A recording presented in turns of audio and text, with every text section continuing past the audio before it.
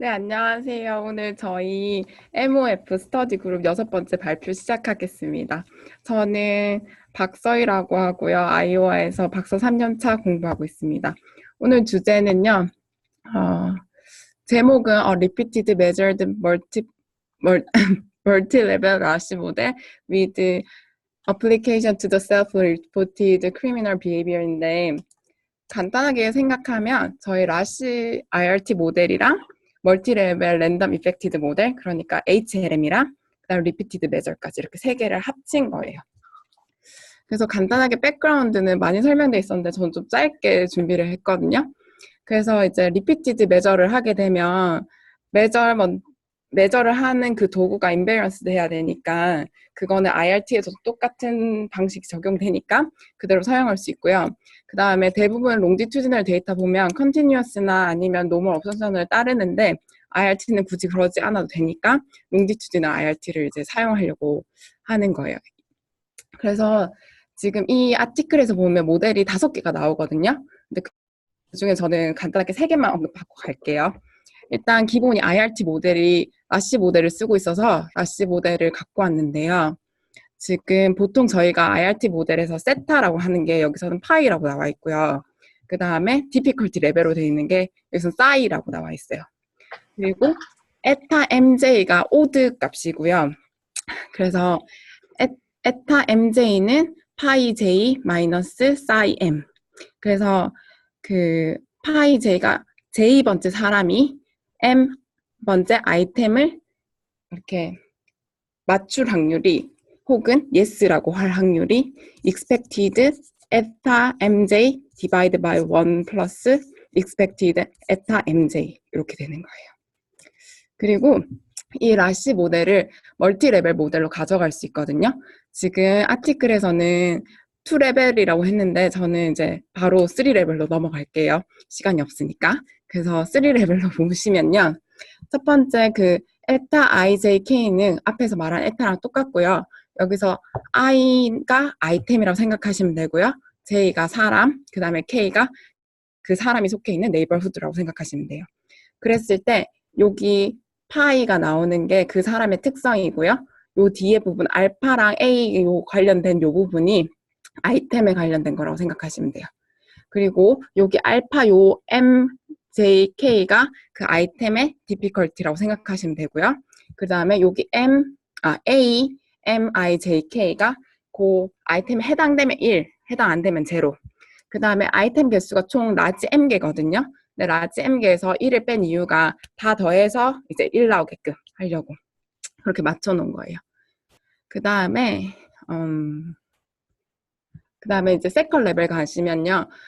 저희가 세컨 레벨, 서드 레벨 이렇게 하는 거는 아이템은 상관이 없어요. 왜냐하면 아이템은 그 사람이 돼서 바뀌는 것도 아니고 그룹에 대해서 바뀌는 것도 아니까 아이템은 계속 고정되어 있는 거고요. 대신 이제 사람의 특성이 여기 보면 그 네이버후드의 영향을 받고 이제 개인의 영향을 받는 거. 레벨 2에서는 개인의 영향을 받게 되어 있는 거고 레벨 3에서는 각 그룹에 대해서 영향을 받게 되어 있는 거예요.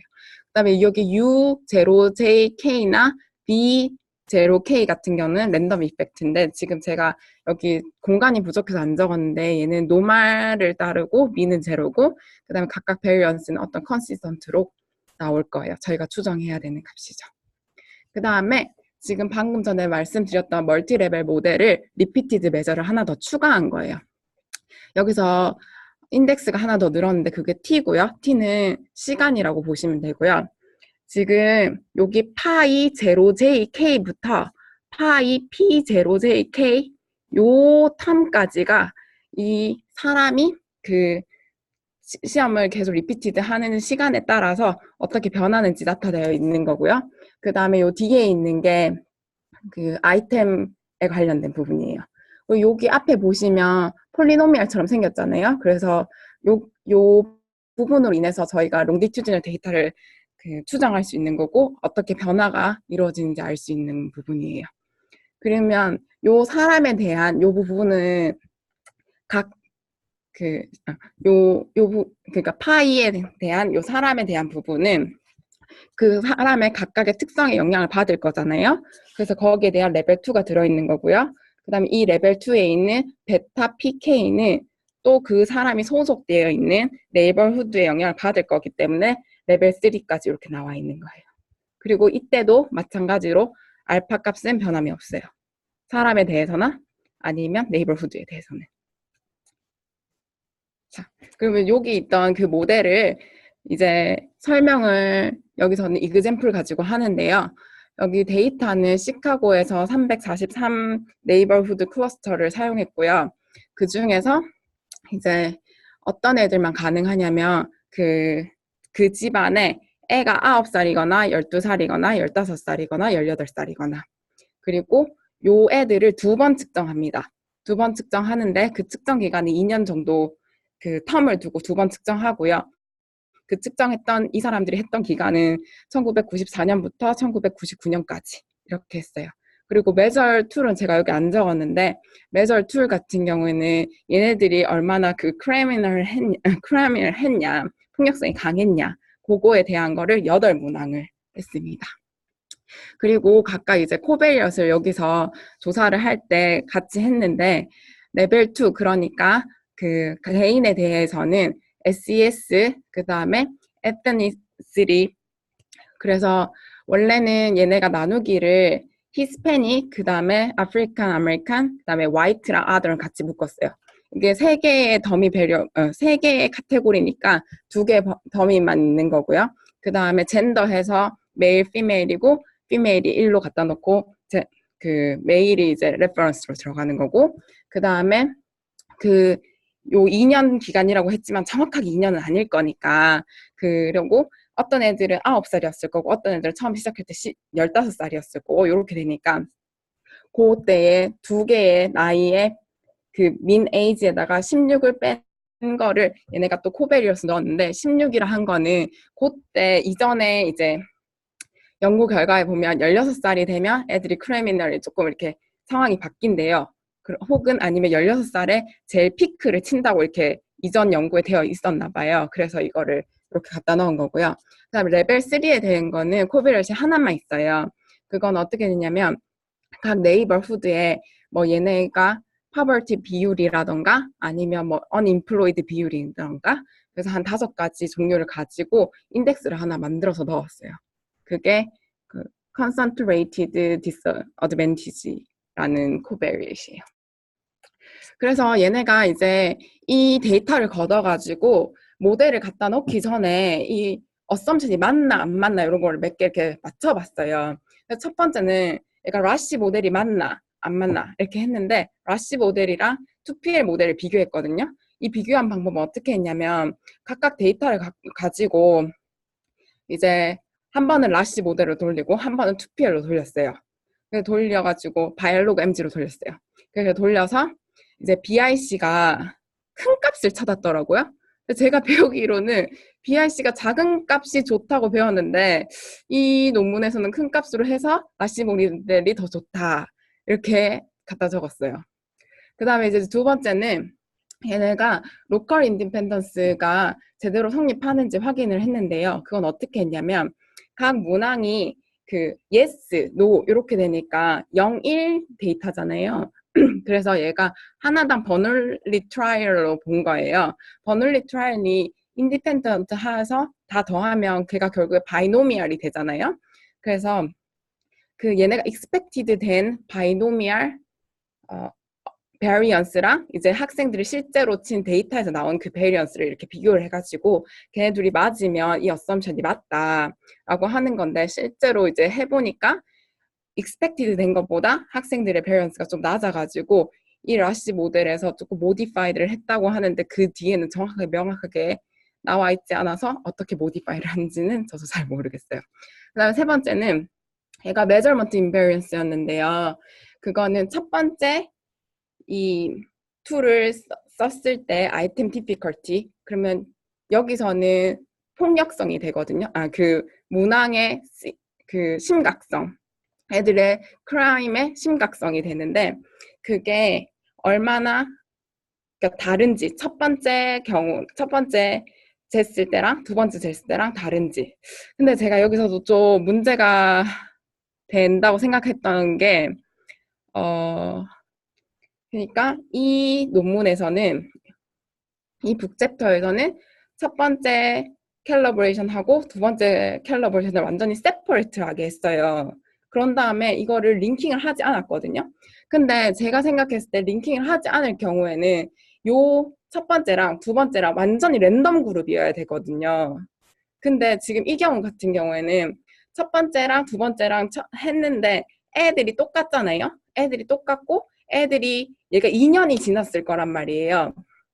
그러니까 만약에 첫 번째는 9세부터 18세까지 쳤으면 그 다음 애들은 11세부터 20세까지 치니까 분명히 두 개가 랜덤 그룹이 아닌데 이걸 세퍼레이트 캘러브레이션 해가지고 아 얘네가 비슷하게 아이템 디피컬티가 나왔다. 그래서 메저먼트 인베런스가 존재한다. 이렇게 여기서는 나왔는데 저는 그 말에 일단 동의하지 않아요. 그래서 여러분들의 의견이 이 ABC가 지금 다 필요해요. 1, 2, 3이 다. 그래서 어쨌든 이 책에서는 이게 다 된다고 생각을 하고 그 다음에 이제 모델을 갖다 세웠어요. 그래서 갖다 세웠는데 레벨 지금 저 여기 있는 모델이 아까 제가 앞에서 보여드렸던 모델이랑 거의 똑같거든요. 근데 이제 조금 자세히 살펴볼게요. 지금 에타는 그 로그 오드인 거예요. 그러니까 요 값에다가 익스포넨셜 저희가 넣으면 그 얘가 뭐 1 나오거나 0 나오거나 거기에 대한 거고 그 다음에 파이 제로 jk는 얘가 평균 로그 오드의 그 뭐라 해야 되노? 죄송해요. 그러니까 평균 크리미널 프로펜시리예요. 그 학생의, 그 사람의. 그 다음에 두 번째는 그 얘네가 얼마나 변하는지, 그 프로펜시리가. 그 다음에 뒤에 있는 요게 아까도 말씀드렸듯이 이거는 아이템에 관한 거고요. 근데 여기서 또 제가 좀 이렇게 아리까리하게 느껴지는 게 여기서 얘네가 구하기로는 첫 번째 거랑 두 번째 거의 아이템 디피컬티를 다 구해서 평균을 낸 값이래요. 지금 여기 알파가. 근데 그렇게 해도 되는지 안 되는지가 저 잘 모르겠어요. 그래서 일단은 이렇게 되고요. 그 다음에 레벨 2에서는 그 각각의 프로펜시리 애들의 평균의 각 학생의 두 번째 그 두 번 친 거에 평균 프로펜시리와 그 다음에 그 체인지 그 변화량에 대해서 각 개인의 특성을 여기다 갖다 넣어준 거거든요. 그랬을 때 지금 X, SK가 전부 다 그 코베리엇이에요. 제가 앞에서 말했던 SES나 아니면 그 애들 나이나 그 다음에 또 뭐 있었지? 그 다음에 성별 같은 그런 거고 그 다음에 U0JK랑 U1JK 같은 경우에는 랜덤 베리언스예요. 그 다음에 얘네 랜덤 베리언스가 아니고 랜덤 그 부분이에요. 랜덤 텀이에요. 그래서 거기에 대한 베리언스를 저희가 이제 구해야 되는 거죠. 그 다음에 여기에서 학생이 또 어떤 네이버후드에 들어있을 거니까 거기서 레벨 3로 해가지고 지금 여기 인터셉트 텀만 이렇게 두 개 구했거든요. 베타 00K랑 여기 죄송해요. 베타 10K예요. 정말 죄송합니다. 여기 두 번째 죄송합니다. 그래서 이렇게 두 개를 했고요. 그 다음에 인터셉트 말고 코이피션트, 각 학생에 대한 코이피션트는 얘가 랜덤 이펙트를 안 줬어요. 그 계산하기 쉬우라고 그랬대요. 여기서는. 그래서 요 모델을 이제 빗해가지고 결과를 잠깐만 볼게요. 그래서 결과를 보시면요. 지금 아이템이 지금 8개가 있었다 했잖아요. 근데 그 7개는 실제로 구했고 그 다음에 8개는 그 다 더해서 어떻게 되는 그 값으로 해서 구한 건데 지금 이 표에 보시면 일단 알파 1부터 알파 7까지는 말이 되는데 그래서 갑자기 왜 인터셉트에 감마 제로를 갖다 넣었는지 잘 모르겠어요. 앞에 시기랑도 말이 안 돼요. 감마 제로는 다 상위 레벨의 학생에 대한 거지 아이템에 대한 건 아니거든요. 그리고 일단 코이피션트를 이렇게 보시면요. 숫자가 낮으면 낮을수록 그러니까 그 숫자의 절대값이 크면 클수록 그 시비리티가 더 높은 거예요.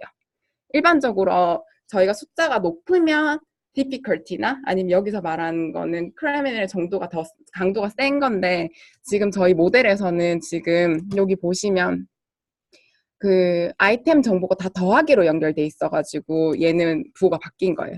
그 전에 라시 모델 같은 경우는 빼기 그 아이템 디피컬티가 들어갔으니까 이렇게 된 거고요. 그 다음에 지금 여기 보시면 이게 픽스드 이펙트라고 나와 있는데 그 이유가 식에서 얘가 맨 마지막에 그 3레벨에 있는 아이들이에요. 그래서 픽스드 이펙트라 나와 있는 거고 요 왼쪽에 있는 게 mean propens이라고 해서 지금 요 식에 보시면 지금 요 mean 여기 있는 베타 00K랑 베타 5SK랑 여기에 관련된 요 파이 0JK에 관련된 애들이라 가지고 요 표에서 전부 다 mean propensity라고 적었고요. 그 다음에 식에서 파이 1JK에 관련된 모든 아이들은 오 마이 갓. 이거 또 사라졌네요. 그 아이들은 다 오른쪽에 나와 있어요. 네, 왜 사라졌는지 잘 모르겠습니다. 그래서 일단 포인트 아웃을 좀 몇 개를 하자면 그 아티클을 함께 보시길 바랍니다. 그러면 그 mean propensity 같은 경우에는 모든 게 다 significant 해요. 하나 빼고요. 그 하나가 뭐냐면 SES요. 그래서 요거는 어떻게 설명할 수 있냐면 SES에 따라서 애들의 폭력성이나 그 크리미널 정도가 이렇게 관련성이 없다라는 거. 그 다음에 change in propensity를 보면요. 전반적으로 다 마이너스예요. 그러니까 나이가 들면 들수록 얘네들이 이제 그 폭력성이 좀 줄어든다는 거죠. 크리미도 줄어든다는 거. 그래서 그거를 여기서 포인트하고 있고요. 그 다음에 그 나이에 따라서 우리가 어떻게 되는지가 가장 관심사니까 그리고 사실 이 표가 좀 잘못됐어요. 이게 보기가 조금 이상하게 됐는데 그러니까 코홀트가 1, 2, 3, 4고요. 첫 번째 웨이브 1에 대한 에이지가 9살, 12살, 15살, 18살이고 웨이브 2에 대한 게 11살, 14살, 17살, 20살 그 다음에 expected change 이어가 요거 4개인 거예요. 그래서 요렇게 읽으시면 돼요. 그랬을 때 보면 애들이 평균적으로 13살 정도 되면 그 체인지가 별로 없어지고 이제 그 전에는 폭력성이 증가했다가 그 다음에 이제 감소하는 경향을 볼 수 있거든요. 그래서 그래프를 보시면 이거는 지금 히스패닉 남자 애들 4명을 갖고 온 거예요. 그래서 첫 번째 애는 9살짜리였는데 걔가 이제 증가한 거, 그 다음에는 12살짜리 애가 이렇게 요만큼 증가한 거, 그 다음에 15살의 애가 2년 뒤에 이렇게 줄어든 거, 그 다음에 더 줄어든 거 이렇게 볼 수 있고요. 그 다음에 또 다른 거를 하나를 한 거는 여기서는 어떻게 했냐면요. 첫 번째 쟤네들만 여기 얘가 첫 번째 9살이네. 그 다음에 첫 번째 쟀을 때 12살, 그 다음에 15살, 그 다음에 18살. 요거를 이렇게 이었어요. 그 다음에 두 번째 쟤네들을 이렇게 또 이었거든요. 근데 이렇게 보면 뭘 할 수 있냐면요. 사실 나이에 따라서 그게 증가할 수도, 그러니까 증가하거나 감소할 수도 있는데 생각을 해보면 1994년부터 1999년이 어떤 시기였냐 하면 전반적으로 전국에, 전미에 있는 모든 큰 도시들에서 범죄, 학생들의 범죄 이렇게 주는 시기였어요. 그래서 지금 여기 이 차이를 보시면 애들이 얼만큼 요 두 번째 연애 얼만큼 줄었냐. 근데 요거는 에이지에 따라서 온 게 아니고 그 히스토리컬한 거, 그 미국의 백그라운드에서 온 거다. 이렇게 할 수 있는 거예요. 그래서 지금 이 모델을 쓰면 좋은 점은 IRT를 가지고 그 아이템에 대한 정보도 얻을 수 있고 그 다음에 각 학생에 대한 정보도 얻을 수 있고 대신 또 다른 거는 그 학생이 시간에 따른 변화도 저희가 측정할 수 있어서 지금 이 모델을 쓰고 있는데요. 근데 제가 아까 말씀해 드린 것처럼 이 아티클에서는 제가 이해 안 되는 부분들이 좀 많아요. 그래서 오늘 여러분들과 좀 같이 상의를 했으면 좋겠어요. 그래서 여기까지 제 발표였고요. 혹시나 제가 아까 질문 주셨던 거에서 대답해 주실 수 있으면 해주셔도 좋고요. 아니면 또 질문 있으시면 질문해 주셔도 좋을 것 같습니다. 저기 뭐냐, difficulty parameter 구한 다음에 separate하게 구한 다음에 평균 낸 거 있잖아요. 네. 네, 그거는 이제 그 HLM 소프트웨어 때문에 그런 거예요. HLM 소프트웨어가 그 특정 파라미터를 constrain하는 기능이 없어요. 네, 그러니까 이게 타임 1에서 있는 알파 밸류랑 타임 2에서 있는 알파 밸류를 예를 들어서 그 두 개를 같게 constrain을 해줘야 되는데 이게 그 repeated measure IRT를 하려면 이제 그 difficulty parameter를 constrain 하는 파라미터끼리 이렇게 잡아주는 게 있어야 되는데 SEM 프로그램만 해도 있고 보통 SEM에는 프로그램 돌 때 그 파라미터 constrain 하는 기능이 대부분 있는데 HLM 프로그램에는 없어요. 그러다 보니까 울며 겨자 먹기로 따로따로 구한 다음에 그것에 평균을 넣어서 다시 구하는 그런 아주 아름답지 못한 게 있는데 그건 뭐 라우덴 부시 선생님이 이제 프로그램 업그레이드 안 할 거니까 앞으로 expect 할 필요 없고 다른 프로그램 쓰면 되는 거죠. 뭐. 근데 이제 네, 너무 걱정하시지 않으셔도 되고 근데 저희끼리는 사실 그게 큰 문제죠. 네, 컨스트레인을 해줘야지. 그래야지 디피컬티가 같은 상황에서 한 방에 모든 파라미터가 이제 나오는 건데 그게 안 되니까 그리고 그 안 됐을 때 그 평균값을 구했을 때 그 컨스트레인 안 하고 평균값을 구했을 때에 문제점이 있을 수 있는지에 대해서는 고찰된 게 없으니까 사실은 좀 짜증나는 이슈죠. 네. 하지만 뭐 감사합니다. 다른 부분이 HLM에서 프로그램 스타트 오니까 네. 감사합니다. 이상입니다. 네.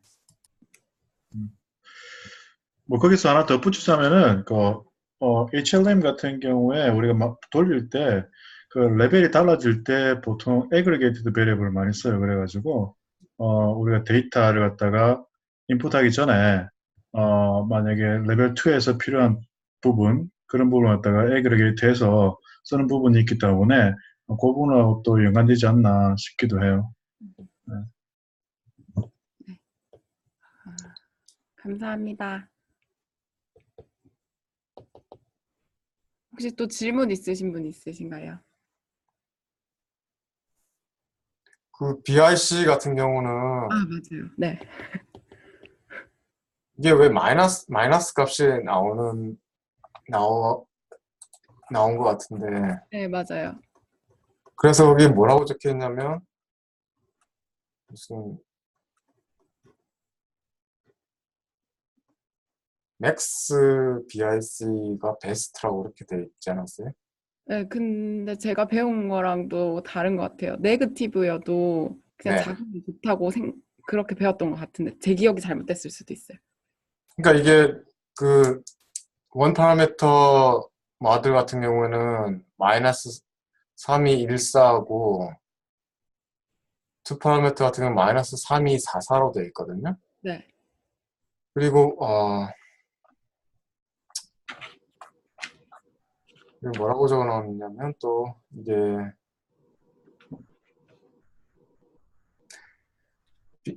BIC 원 파라미터 모델이 그 BIC 밸류가 높게 나왔다고 얘기되어 있어요. 네. 그래서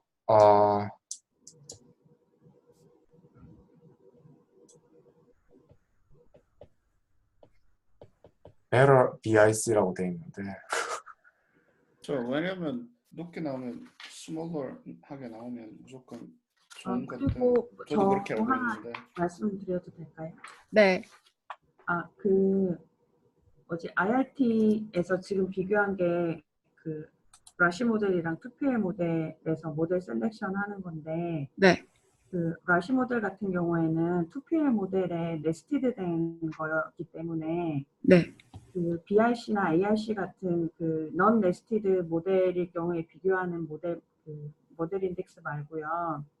그 likelihood ratio, likelihood 밸류 이용해서 하는 그 likelihood ratio 테스트 이용해서 그 마이너스 2LL 그 차이로 해서 카이 스퀘어로 해서 보통 그 바일로그 프로그램 매뉴얼 보시면 모델 셀렉션 할 때 그 라시가 1PL이나 라시랑 2PL을 2PL 중에서 고를 때에는 그 네스티드 모델을 위해서 쓰는 인덱스를 쓰라고 돼 있거든요. 그래서 여기에서는 BIC를 쓰는 것보다는 그렇게 라이클리후드 레이시오 테스트를 하는 게 더 맞지 않을까 않을까라는 생각이 좀 들어요. 그리고 프랙티컬하게 이거 엄청 어려워질걸요? 2PL로 해가지고 longitudinal IRT 모델 돌렸는데 그러면 이제 2PL이면 difficulty랑 slope랑 그 discriminate parameter랑 다 그 constraint을 줘야 되잖아요.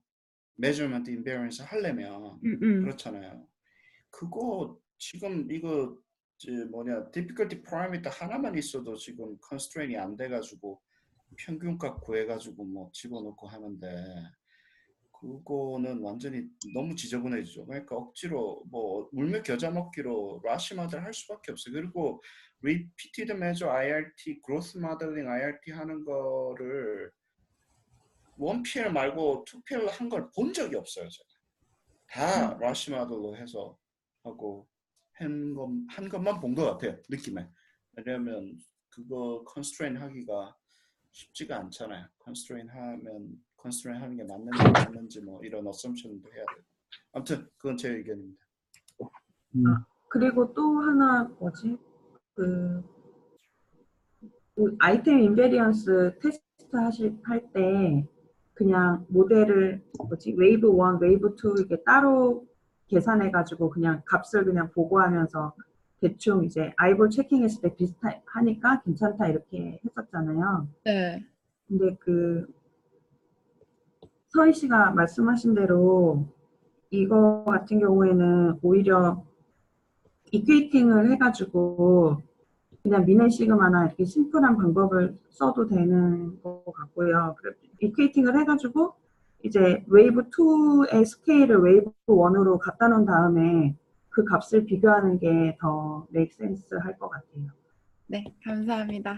아니면 그냥 그룹은 다른 디프를 이용할 수 있는지는 모르겠는데 그냥 쉽게 생각해 보면은 이퀘이팅을 이용해 가지고 스케일을 맞춘 다음에 비교하는 게 더 맞지 않을까.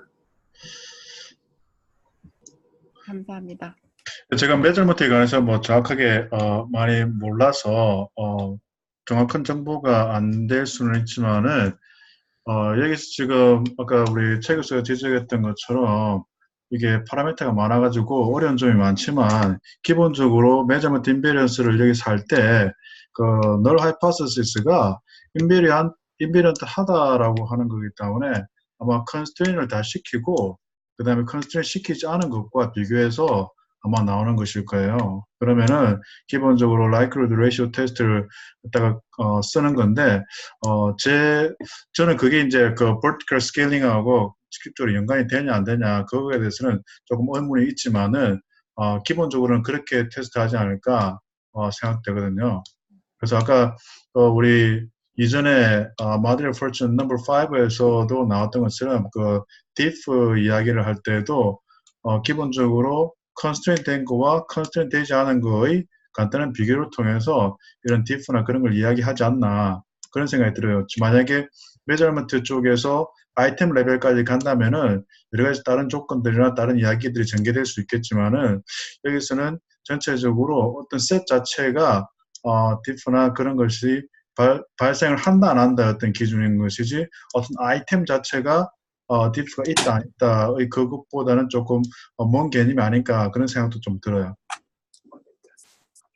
제가 한마디만 덧붙이면 그러니까 클리니컬 메저는 일단 이퀘이팅을 많이 안 하잖아요. 네. 타임리 디퍼런스를 보려고 하는 거고 그리고 이퀘이팅을 해버리면 저희가 보려는 게 메저먼트 베리언트인데 메저먼트 인베리언트로 고정을 한 거기 때문에 오히려 그 디퍼런스를 없애는 효과가 생기지 않을까. 저희가 보려는 게 타임리 디퍼런스인데 이퀘이팅을 해버리면 그 디퍼런스가 사라져버리는 게 아닐까 싶어요. 제가 생각했을 땐 디퍼런스는 세타에서만 이루어지는 거라고 생각을 했고 아이템은 고정되는 거라고 생각을 했거든요. 그러면은 그 시간에 따라서 그러니까 테스트가 어치먼트 테스트가 아닌 경우에는 이퀘이팅을 거의 안 하는 게 사실인데 그때는 모든 게 다 랜덤이라고 가정을 되어 있고 그래서 그 아이템은 변하지 않는다는 거는 여전히 같은 전제가 아닐까요? 그러니까 세타만 변한다고 생각을 했거든요. 혹시 제 생각이 틀렸나요? 틀렸으면 알려주세요. 아니 세타 변화 아니 그러니까 무난 게 인베리언스가 없으면 세타 변화를 어떻게 측정하냐고요. 당연히 그 문항 아이템 파라미터의 인베리언스를 가정을 해야 되죠. 그게 막 변하는데 세타 그러니까 자가 막 변하는데 시간에 따라 크기가 다른 거를 잴 수가 없잖아요. 근데 이제 제가 저는 어떻게 생각을 하냐면 IRT 하시는 분들은 그게 invariance assumption이 중요하잖아요. calibration 하고 나서 그 population이라고 생각하고 fixed value로 해서 세타 값 다 estimate 하는데 잘 생각해 보세요. calibration 끝나고 나면 item parameter fixed value로 해서 세타 값 계산하잖아요. 네.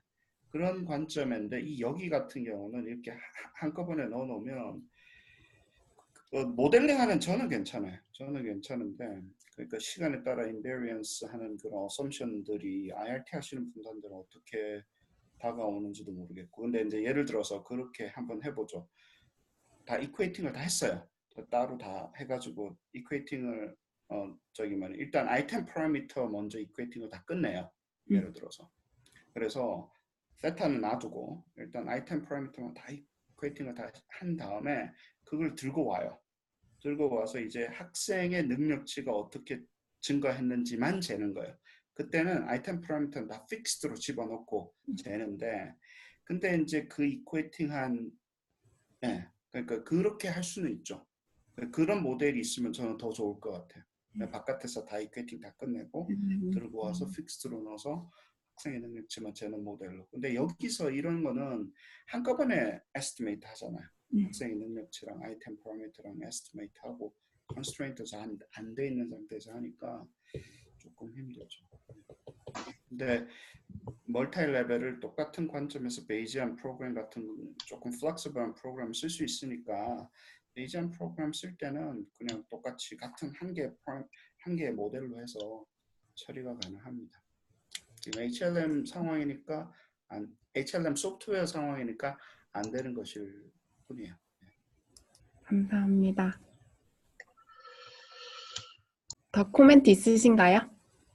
아직 3분 남았어요. 19초 남았습니다. 코멘트 없으시면 오늘은 여기까지 하는 걸로 하겠습니다. 네. 감사합니다. 수고하셨습니다. 수고하셨습니다.